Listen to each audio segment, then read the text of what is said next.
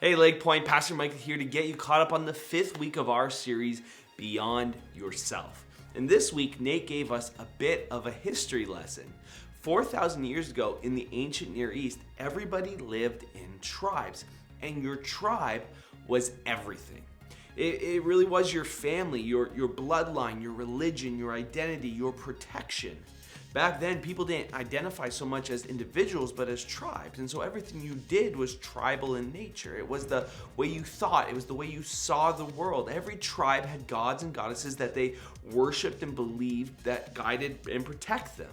And so when you went to battle against another tribe, it was believed that your gods were confronting their gods. And if you won the battle, it meant your gods were more powerful. Culture back then was very violent, primitive, and barbaric. For example, you wouldn't just win a battle and then call a truce. No, you would wipe out their entire army and either kill or enslave all the women and children so that no future generation would rise up and seek revenge. It was all about preservation. People talk about present-day society being messed up, but it was a lot more violent back then. It was a kill or be killed kind of world. In such a primitive, barbaric, violent culture, the idea of having a vision and passion for people beyond your own tribe would have been completely foreign. Tribes only thought of their own well-being and preservation. However, in startling contrast, in Genesis chapter 12, we see that God steps in and calls a man named Abram to become the father of a new nation, a new tribe, one that would exist not just for its own self-preservation, but for a much higher purpose, to bless all the other tribes. And this was a brand new idea, an idea so radical that Abraham and his descendants struggled to envision what it could look like, let alone fulfill it. It hadn't been done before. It was completely countercultural to everything they knew. Despite these limitations, as Abraham's tribe grew, his kids and grandkids carried with them this sense of calling, this sense that they were different, this sense that they had a unique role to play in the world. Now, as you read through the Old Testament, you read a lot of stories that are violent and barbaric in nature. Stories that we find a little repulsive today, but this shouldn't come as a surprise to us because remember, that's the culture they lived in. What we should find surprising is that amongst the gore, new ideas began to emerge about serving and blessing others. This was God's vision for Israel. In books like Leviticus and Deuteronomy, God begins to provide his people with the framework for how they should live. He gives them a bunch of laws and commands for how they will be governed and be different and distinct from all the other tribes and nations around them. For example, in the book of Deuteronomy, God instructs this new tribe to care for widows, orphans, and refugees. In the book of Leviticus, God tells them to leave part of their field unharvested so the poor can glean from it. In fact, in Leviticus 12, God commands them to love their neighbor as themselves, which Jesus would later clarify includes your enemies. And so, what you find in the Old Testament are stories that accurately reflect the dominant culture of that day, the blood, the gore, the violence.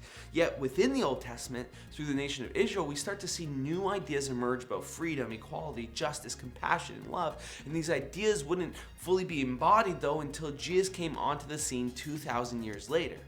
But what we see from the very beginning was that God's plan, God's strategy, all the way back in Genesis 12, was to start a new tribe that would bring God's blessing to the entire world. I mean, look at what God says to Abram in Genesis chapter 12, verse 20. He says, "Leave your native country, your relatives, and your father's family, and go to the land that I will show you. I will make you into a great nation. I will bless you and make you famous, and you will be a blessing to others. I will bless those who bless you and curse those who curse you. All the tribes on earth will be blessed through you." In other words, I'm going to bless you so that you can go and be a blessing because I want all the nations and tribes on earth to know me, to be in relationship with me, to live under my righteous rule and reign, to know my love and leadership. This theme is repeated all throughout Scripture. The idea being that we are a new tribe, a new nation that God is forming that is not of this world. In fact, it's not even a nation, it's a kingdom. And as ambassadors of this kingdom, we have been commissioned to go and bring God's blessing to all the nations and tribes of the world. And once we do that, Jesus promises to return and establish his kingdom here on earth as it already is in heaven. This, in a nutshell, is the meta-narrative, the overarching story of Scripture. We often read all the little individual stories in the Bible, but fail to see the bigger picture. The big picture is important, though, because it is what fuels the eternal motivation within each of us.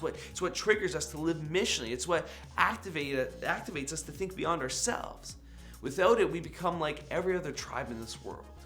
Now, what's beautiful is that Jesus tells us that we carry a special assignment, a special purpose. That purpose being to make people aware of God's coming kingdom.